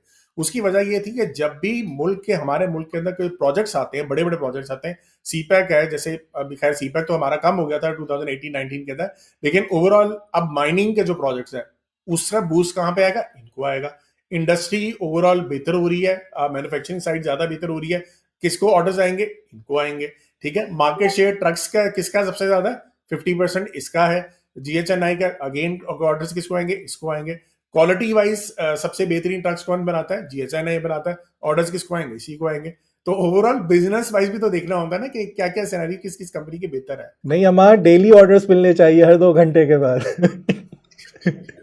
अच्छा, चलें, एनीवेज आगे चलते हैं। फिर ग्लेक्सो के बारे में बताया था, हाँ ये नीचे आया है लेकिन स्टिल इसका स्टॉप लॉस इंटैक्ट है, वो हिट नहीं हुआ, ठीक है। हमारा स्टॉप लॉस ये था, और यहाँ पे बताया था बाय वन यहाँ करें यहाँ करें। सो जिसने इसके ऊपर बाइंग की होगी उसकी एवरेज 409 चल रही है, अभी 372 है, क्या हो गया ग्लेक्सो। और इसका हमारा स्टॉप लॉस 350 का था। अब ये दोबारा कभी भी सिंगल टॉप नहीं होता, ये बाउंस करेगा, ज़रूर करेगा, 460 तक भी जाए तो आप लोग प्रॉफिटेबल हो सकते हैं, ठीक है। हमारा ग्लेक्सो का रिजल्ट कैसा था? रिजल्ट के ऊपर इसको शायद मार पड़ी थी। और फार्मा आपको क्या लग रहा है, पूरा सेक्टर परफॉर्म करता हुआ ही नज़र आ रहा है अभी तक? अच्छा, Glaxo overall it's not a bad company. हमने ऑलरेडी लास्ट टाइम भी डिस्कस किया था, इसके मार्जिन्स बहुत ज़्यादा इंक्रीज हुए हैं due to non essential drugs की हमने बात की थी कि डीरेगुलेशन हुई थी, तो इसके ऊपर इम्पैक्ट बहुत ज़बरदस्त आया था। रिसेंटली अगर आप देखेंगे ना, फार्मास्यूटिकल की काफ़ी ज़्यादा कंपनीज के ऊपर बहुत ज़्यादा हिट आ रही है। अच्छा, एक न्यूज़ ये फैली हुई है क्योंकि कि जो प्राइम मिनिस्टर है वो ये कह रहा है कि थोड़ा सा हमें कैप लगाना चाहिए ओवरऑल फार्मास्यूटिकल कंपनीज के ऊपर। तो वो इम्पैक्ट जो है ना, सेंटिमेंटल वाइज थोड़ा सा हर कंपनी के ऊपर आया हुआ है, लेकिन वो होता है नहीं होता, अभी ये फाइनलाइज नहीं हुआ हुआ। जब फाइनलाइज हो जाएगा तो उसकी हमारे पास डॉक्यूमेंट्स वगैरह भी आएंगे, तो हम आप लोगों के साथ शेयर करेंगे। लेकिन that could be the reason जिसकी वजह से थोड़ा सा हिट आपको नजर आ रहा है। चले, हमारे ये BS6 के स्टॉक्स को रैप अप करते हैं। जो स्टॉक्स ट्रेड प्लान्स बताए हुए हैं, बाय अबव वाले, बाय स्टॉप वाले, वो ट्रिगर नहीं हुए, उनको छोड़ दें। जो ट्रेड प्लान इंटैक्ट हैं उनका एसएल को रिस्पेक्ट करें। अगर हिट हो रहा है कोई बात नहीं, हिट होता है नीचे दोबारा डिस्काउंटेड पे वही स्टॉक मिल जाएगा, नहीं मिलता है कोई और देख लेंगे। मार्केट में स्टॉक्स की कमी तो नहीं है। एनीवेज, फिर ये जो हमने आज स्टॉक्स डिस्कस किए हैं, इसमें से स्टिल जो सबसे अच्छा लग रहा है वो मरी ब्यूरी, पेल है, सुई साउथ है, GHNI है। ये 4 स्टॉक्स अभी भी अच्छे हैं। उसके अलावा अब जो मार्केट इंप्रूव होना शुरू होती है वॉर के बाद, या ये जो भी सिचुएशन हालात हैं कहीं सेटल डाउन होते हैं, मेपल लीफ सीमेंट, फौजी सीमेंट, गैल, उसके अलावा PSO, सुई नॉर्थ, ये वो स्टॉक्स हैं जो परफॉर्म होते हुए नज़र आने चाहिए मार्केट में सबसे ज़्यादा। हमारा ये था PSX का ओवरऑल। आपको कुछ पॉइंट्स ऐड करने हैं तो बताएं। नहीं, आई थिंक कि हमने ऑलरेडी काफ़ी हद तक चीज़ें कवर कर ली हैं। सो अगर इंटरनेशनल मार्केट्स आपने कवर करनी है तो गो अहेड। चलें, बिल्कुल। हमार ग्लोबल मार्केट्स पे चलते हैं। और यहाँ पे एक और चीज़ मैं बता दूँ, जिस टाइम ग्लोबल मार्केट्स में पैनिक था उस टाइम भी मैं यही कह रहा था कि यहाँ पे इसको बाय करना चाहिए। मैं नैस्डैक या ग्लोबल मार्केट्स की बात कर रहा हूँ। और एक मैंने यहाँ पे अपनी डिस्कॉर्ड की कम्युनिटी पे लिख दिया था, ये मैसेज था 3 अप्रैल का, कि उन दिनों प्रेशर था, मैंने लिखा ज़्यादा से ज़्यादा क्या हुआ, ट्रम्प बिल्ली थैले से बाहर आ गई, ट्रम्प ने टैरिफ लगा दिए, और इसके बाद और बुरा क्या हो सकता है? बुरा नहीं होगा, उसके बाद अच्छा ही होगा। ट्रम्प यू टर्न लेगा, वैसे ही हुआ, उसने लिया। आने वाले टाइम पे इंटरेस्ट रेट आपके कम हो जाएंगे, वैसे ही हुआ।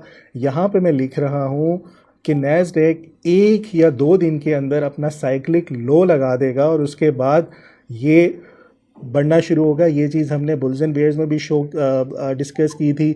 डॉलर स्ट्रगल कर रहा है, ये भी डिस्कस किया था। डाइवर्जेंस जो इसके ऊपर बनी थी वो भी बता दी थी, ठीक है। सो ये जो है अब 3 अप्रैल का मैसेज, ये पहले बुल्स एंड बेयर्स में भी डिस्कस किया हुआ है, यहाँ पे भी इधर भी कम्युनिटी में बताया हुआ है। यहाँ पे अब आप देखें कि मैं 3 अप्रैल को कह रहा हूँ कि 1 या 2 दिन के अंदर लो लगेगा, ठीक है। जो एग्जैक्ट लो लगा वो 7 अप्रैल को लगा, पूरे 2 सेशंस के बाद, 2 दिन के बाद, और वो एग्जैक्ट लो था। और वहाँ से मार्केट परफॉर्म करती हुई इस टाइम 17% अप है, ठीक है। और ये मेरी फेवरेट ट्रेड यूँ रही इस साल की, मुझे इतना मज़ा आया इसको ट्रेड करने में। यहाँ पे हमारा आप भी थे, वो हमारा दुबई का मीटअप था अलमनाई में। और जब ये मार्केट नीचे आ रही थी मैं इतना एक्साइटेड था। दुनिया एक तरफ जा रही है, क्रैश हो रहा है, बुरे हालात हैं, और मुझे याद है मैं बाहर से आया था, गर्मी थी, पसीने में था, और मैंने यहाँ पे कोई 35 से ज़्यादा लॉट्स ओपन की थी नैस्डैक की रियल अकाउंट पे। और राइट नाउ वो ट्रेड अभी तक मेरी इंटैक्ट है, 20,400 के ऊपर चलेगी, 17,800 की मेरी एवरेज बनी है, और बड़े ज़बरदस्त अल्हम्दुलिल्लाह मैसिव गेंस थे। और ये शायद ट्रेड रिकॉर्ड भी हुई होगी उस सेमिनार में या उस मीटअप में।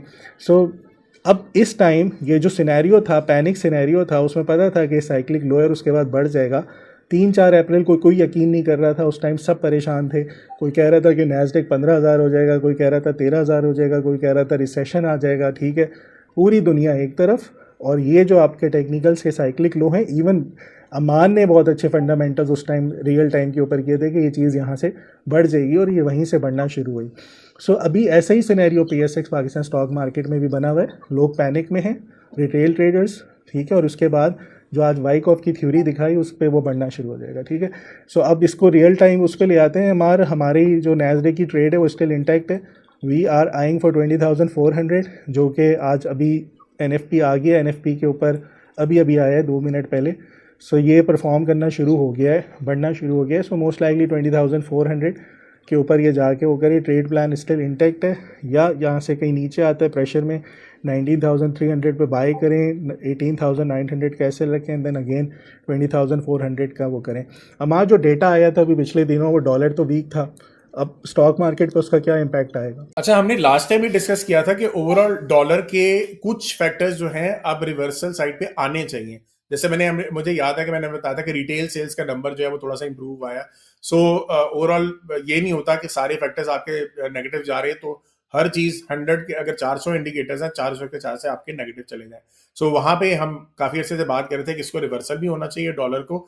और ओवरऑल जैसे आप बात कर रहे हैं कि ट्रंप ने यू टर्न लिया, और यू टर्न में पहले से हम कितनी दफा इसको रिपीट कर चुके हैं। मैंने जो टैरिफ के ऊपर जो मैंने इतनी वीडियो लंबी बनाई थी, पॉडकास्ट हमने किया था मैंने लेक बे के साथ, तो मैंने उस पर यही जिक्र किया था कि जो टैरिफ लगा रहे हैं ये अनसस्टेनेबल है, ये पॉसिबल ही नहीं है। मतलब एक आम जो क्लास जिसने इकोनॉमिक्स 101 भी पढ़ी होती है, उसको भी पता है कि यार ये चीज एप्लीकेबल नहीं है, और उसको यूटर्न लेना पड़ेगा। और यूटर्न उसने सिर्फ लिया नहीं, बड़े जल्दी लिया और बड़े पैनिक में लिया, बाय द वे। अच्छा, अब यहाँ पे ट्रम्प क्या सोच रहा था? ट्रम्प ये सोच रहा था कि हो सकता है कि वो प्रेशर वगैरह थोड़ा सा डाल के तो टी बिल्स की तरफ उसके यील्ड्स जो है वो किसी तरीके से नीचे ले आएगा। लेकिन उल्टा हुआ कि चाइना ने जो है वो टी बिल्स, अमेरिका के बॉन्ड्स हैं, वो बेचना शुरू कर दी थे। तो उसकी वजह से फिर अगेन ट्रम्प पैनिक में आया, और पैनिक की वजह से आके उसने कहा कि नहीं नहीं भाई, हम तो बहुत अच्छे हालात होंगे हमारे, चाइना के साथ हम करेंगे, मैं पावल को नहीं निकाल रहा, और मैं जो हूँ चाइना के साथ बैठ के मुज़ाकरात करूंगा, हम डील अच्छी करेंगे। और उसकी बेस के ऊपर मार्केट ऊपर चली गई। और यही तो हम पहले से कह रहे हैं। तो जो स्मार्ट प्लेयर होता है, जो स्मार्ट मनी होता है, वो ऑलरेडी जो है पहले से ये प्रेडिक्ट करके बैठा होता है कि भाई इकोनॉमिक्स के अंदर ये चीज होने वाली है, इसका इम्पैक्ट क्या होगा, और ये अगर कोई पॉलिसी आई है ये आगे जाके मेंटेन भी हो पाएगी कि रिवर्स होगी। तो यही चीज अगेन मैं भी बताता हूँ, फराज टेक्निकली बता रहा होता है। सो हालात अगेन इट्स गुड, बेहतर है, और आपके सामने सारे रिजल्ट्स नजर भी आ रहे हैं। हमारे गोल्ड के ऊपर बात करते हैं, और गोल्ड इस टाइम थोड़ा सा नीचे आ रहा है। यहाँ पे अगेन बहुत सिंपल सी थ्योरी है कि buy on dip still buy करें। अब बहुत आसान सा हो गया है कि अब ये आपका लोअर हाई ब्रेक करता है 33.25 का, फिर बाय करें, या आप थोड़ा थोड़ा करके इसको जमा करें 3200 पे, या फिर उसके बाद नीचे 3160 के ऊपर या 67, 3160 एक अच्छी रेजिस्टेंस थी, यहाँ पे भी ये आ सकता है। सो जब भी इधर आए कोई बुलिश सिग्नल मिले छोटे टाइम फ्रेम के ऊपर, फिर जाके इसको बाय करें। सो इसका बाय सिंपल होना चाहिए कि gold buy on dip still 3500 का अगर ये टॉप है, कभी सिंगल टॉप नहीं होता, एक बाउंस लेगा लोअर हाई बनाने के लिए, डबल टॉप डिफाइन करने के लिए। सो इसमें बाउंस एक्सपेक्टेड है, आप इसको आराम से नीचे रिट्रेसमेंट्स के ऊपर ख़रीद सकते हैं। लेकिन लेवरेज का ख्याल रखना है। इसका ये मतलब नहीं है कि आप 1:200 की लेवरेज के ऊपर ट्रेड ओपन कर दी, $10 गोल्ड नीचे आया, अकाउंट वॉश हो गया, फिर कहा आपने कहा था बड़ा नहीं था। ये उनके लिए नहीं है, ये विदाउट लेवरेज सुकून वाले ट्रेडर्स हैं उनके लिए। सो हमारा गोल्ड स्टिल बुलिश। अच्छा, गोल्ड में थोड़ा सा मैं अभी शॉर्ट टर्म के हिसाब से थोड़ा सा डिसएग्री करूंगा। मुझे लग रहा है कि ये थोड़ा सा भी नीचे आएगा। उसकी रीजन ये अगेन जो अभी आपने देखा कि डील की बात होगी, तो वो एक अनसर्टेनिटी जो थी वो थोड़ी सी सर्टेनिटी के अंदर कन्वर्ट हो रही है। तो उसकी बेस के ऊपर दूसरी मैं 2-3 वीक से जो मेरे फॉरेक्स फंडामेंटल्स के जो स्टूडेंट्स हैं उनके साथ मैं डिस्कस कर रहा था कि हम डाटा देखें नॉन कमर्शियल्स का, स्मार्ट मनी का। सो ओवरऑल जो लॉन्ग एंड शॉर्ट की जो पोजीशंस थी वो लॉन्ग्स की कम हो रही हैं। तो मैं बार बार ये रिपीट कर रहा था कि प्रॉफिट जो है प्रॉफिट टेकिंग हो रही है गोल्ड के अंदर, तो उसकी वजह से गोल्ड थोड़ा सा नीचे नजर भी आ रहा है। मुझे लग रहा है कि थोड़ी सी अनसर्टेनिटी रहेगी तो शायद ये नेक्स्ट मंथ थोड़ा बहुत आपको नीचे नजर आएगा। फंडामेंटली स्ट्रांग है विदाउट एनी डाउट। मुझे लग रहा है कि वो बेहतर आगे जाके थोड़ा सा बहुत अच्छे बेहतर रहेगा, लेकिन फॉर द टाइम बीइंग मुझे लग रहा है 2-3 वीक्स के लिए या 1 मंथ के लिए शायद ही थोड़ा सा नीचे रह सकता है। बिल्कुल ऐसे ही हमार इसके ऊपर भी बेयरिश ही बना हुआ है, लेकिन हम क्या कह रहे हैं कि सस्ते रेट्स पे बाय करें। जैसे मैंने 3200 की एक सपोर्ट बताई हुई है, 3160 की बताई हुई है, उन लेवल से एक बाउंस आ सकता है $40-50 का। या फिर अगर इसमें एकदम से कोई अनसर्टेनिटी आती है जियोपॉलिटिकली, 3320 अगर ब्रेक करता है फिर आप उसको बाय कर सकते हैं। अच्छा, हमारे पाउंड यूएसडी पे आते हैं, और लास्ट वीक जो लेवल्स सजेस्ट किए थे 1.32400 वो हिट नहीं हुए अभी तक। स्टिल मुझे लग रहा है कि यहाँ पे एक अटेम्प्ट कर लेनी चाहिए। पाउंड थोड़ा सा इधर से बाउंस करता हुआ लगेगा, क्योंकि मैं डॉलर इंडेक्स जो है वो बेयरिश है। सो आप अगेंस्ट डॉलर जाएं और दूसरे करेंसीज़ को देखें जो उसके ऊपर अगेंस्ट अच्छी परफॉर्म कर रही हैं। राइट नाउ अगर ये इन सपोर्ट लेवल्स को टेस्ट करता है 1.32400, 1.31900 का एसएल के साथ जीयू की एक ट्रेड ओपन हो सकती है। अगर ये इस हफ्ते को आके वो करता है, डाइवर्जेंस भी इसके ऊपर फिर बन जाएगी। जी अमार, पाउंड वर्सेस यूएस डॉलर। बिल्कुल, पाउंड जो है ओवरऑल मैंने सजेस्ट किया था कि फंडामेंटली थोड़ा सा स्ट्रांग है, बट आई थिंक कि सबसे स्ट्रांगेस्ट अभी भी न्यूजीलैंड डॉलर मुझे थोड़ा सा ज्यादा बेहतर लग रहा है इन फंडामेंटल्स बेस के ऊपर।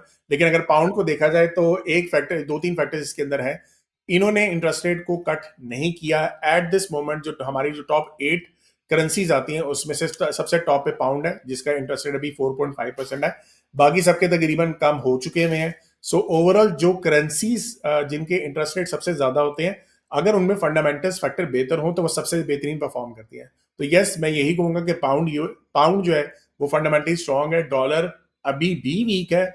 जिस तरह मैंने बताया था कि ये थोड़ा सा नीचे डॉलर जो है वो स्ट्रेंथ लेगा, वो आप लोगों ने ऑलरेडी देख लिया। सो वो नीचे भी आ रहा है, पाउंड यूएसडी नीचे आ रहा है, लेकिन अगेन ये स्ट्रेंथ लेके दोबारा सपोर्ट के लेके दोबारा ये ऊपर जाएगा।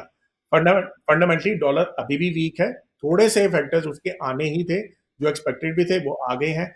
हो सकता है नेक्स्ट वीक में 1-2 फैक्टर्स और भी आ जाए, लेकिन उसके बाद अगेन पाउंड यूएसडी मेरे ख्याल से ऊपर ही। अच्छा अमार, अभी आपने न्यूजीलैंड डॉलर का जिक्र किया तो उसके ऊपर ट्रेड प्लान मैंने अभी बना लिया यहाँ पे सेटअप। अभी एक रेजिस्टेंस ब्रेक हुई है एनएफपी के डेटा के ऊपर, न्यूजीलैंड डॉलर स्ट्रांग है, लेकिन एक ट्रेंड लाइन रेजिस्टेंस इंटैक्ट है। अगर ये यहाँ से 0.59600 ब्रेक होता है फिर बाय करना चाहिए। एसएल इसका 0.59100 का हो जाएगा, यानी कि 50 पिप का सिर्फ एसएल, और आप आय कर सकते हैं 600 या 6100 को। सो यहाँ से ये ट्रेड प्लान बनता है। सो अब देखें अगर ये मंडे या ट्यूसडे तक इंटैक्ट रहा, ये रेजिस्टेंस ब्रेक होती है तो फिर बाय करना चाहिए इस एसएल से। सो जो आपका फंडामेंटली न्यूजीलैंड डॉलर है स्ट्रॉन्ग, तो इसको यहाँ पे चार्ट्स पे नज़र भी आ रहा है वो कि रिवर्सल लेते हुए अगर ये लोअर हाइज को ब्रेक कर देता है। अच्छा, फिर आगे चलते हैं। एक चीज मैं ऐड कर दूं, अभी मैंने डाटा देखा जिस टाइम पे अभी आप ये दिखा रहे थे, तो ओवरऑल डॉलर का डाटा बहुत ज्यादा स्ट्रांग नहीं आया। ये चीज ध्यान में रखें। मुझे ओवरऑल न्यूट्रल टाइप डाटा लगा है, जो कि मैं एक्सपेक्ट कर रहा था कि 1-2 नंबर्स के ज्यादा बेहतर आने चाहिए, जिसकी वजह से डॉलर ओवरऑल स्ट्रेंथ ज्यादा लेना चाहिए था। लेकिन डाटा ओवरऑल बहुत आउटस्टैंडिंग नहीं आया। ठीक है, न्यूट्रल टाइप है, तो मैं थोड़ा सा वीक ही न्यूट्रल इस ट्रांस पे रहूंगा डॉलर के बेस पे। ठीक है, इसका ये मतलब है कि हम न्यूजीलैंड डॉलर को ख़रीदें, यूएस डॉलर को बेचें, हमारा ट्रेड प्लान इंटैक्ट है अगर ये रेजिस्टेंस ब्रेक हो जाती है तो। ठीक है, चलें बिल्कुल आगे चलते हैं। हमारे पास क्रिप्टो रह गया। क्रिप्टो बहुत अच्छा परफॉर्म कर रहा है। बीटीसी यूएसडीटी लास्ट वीक थोड़ी सी 92,000 के करीब रिट्रेसमेंट के ऊपर बाय करना चाहिए था, एंड देन ये बढ़ गया। मुझे लग रहा है कि ये यहाँ से इसकी जो रेजिस्टेंस है 1,01,000 के करीब, वहाँ तक जाना चाहिए, फिर ये नीचे आएगा। रुके, मैं इसको ना थोड़ा डेली टाइम फ्रेम पे ले जाता हूँ, फिर देखते हैं। ये जो रेजिस्टेंस है यहाँ पे मुझे लग रहा है कि 1,00,000 वाली एक बिग फैट नंबर है, इसको जाके यहाँ पे टेस्ट करना चाहिए, और उसके बाद थोड़ा सा ये ब्रेकआउट दे जो 100,000 को ब्रेक करे। लोग कहें कि यार वाह वाह ये बढ़ना शुरू हो गया, फिर से 100,000 से ऊपर ट्रेड कर रहे हैं और फिर 101 की रेजिस्टेंस को टेस्ट करने के बाद दोबारा रिट्रेस करें। मुझे लग रहा है अगले हफ्ते ये 1 लाख के फिगर्स को जाके शायद टेस्ट कर दे। सो छोटे टाइम फ्रेम पे अगर आप बाय करते हैं तो उस केस में स्टॉप लॉस आपका क्या होगा, वो होगा 92,800 का। करंट प्राइस से बाय कर सकते हैं। 1,01,000 का टारगेट रखें, 92,000 का एसएल रखें। ये ट्रेड इसके ऊपर बनती है। फिर आ जाते हैं इथेरियम के ऊपर। ये ट्रेड हमारी चल रही है अभी तक। इसमें हमने एक बाय स्टॉप ट्रिगर करवाया था और वो बाय स्टॉप 1694 का था। वो ट्रिगर होके अभी तक वो ट्रेड प्रॉफिट्स में और ऊपर ही चल रही है। हमारा टारगेट इस पे 1930 का है, वो जाके हिट होता है तो ये ट्रेड क्लोज हो जाएगी। सो ओवरऑल हमने ग्लोबल मार्केट्स को भी काफ़ी हद तक कवर कर लिया है। मेरे ख्याल में अब रैप अप करते हैं। चलिए जी, आई थिंक होपफुली सारी फंडामेंटली बुलिश पॉइंट्स हैं सारे, टेक्निकली भी और फंडामेंटली भी। ग्लोबली भी आप देखें तो काफ़ी हद तक हालात बेहतर हो गए हैं। ट्रम्प जो है वो कह रहा है कि चाइना के साथ हमने एग्रीमेंट करना है। अब ये जो भी टैरिफ डिसाइड होंगे वो तो आगे की बात है, लेकिन ओवरऑल जो मार्केट्स ने अपने सेंटिमेंटल्स वाइज दिखा दिया है कि ओवरऑल अब बुलिशनेस भी है। पाकिस्तान के अंदर भी हालात जो है मार्केट वाइज ऊपर से रिवर्स हो गए हैं और आई थिंक ये जो सिचुएशन इस टाइम बनी हुई है जल्दी ही खत्म हो जाएगी। कोई भी मेरे ख्याल से दोनों कंट्रीज इस टाइम नहीं चाहते कि ये सिचुएशन ऐसे और बढ़े और इसके हालात कुछ और जाए। जो फॉल्स एक्विजिशंस मेरे ख्याल से जो ज्यादातर फॉल्स ही हैं जो कि इंडिया लगा रहा है, पूरी दुनिया देख भी रही है और आई थिंक ये सारी चीजें हमारी रिकवर हो जाएंगी। ठीक है, चलिए जी, नेक्स्ट टाइम मिलते हैं। मेरी तरफ से, फराज भाई की तरफ से, समा की तरफ से, अल्लाह हाफिज। सी यू गाइस नेक्स्ट वीक।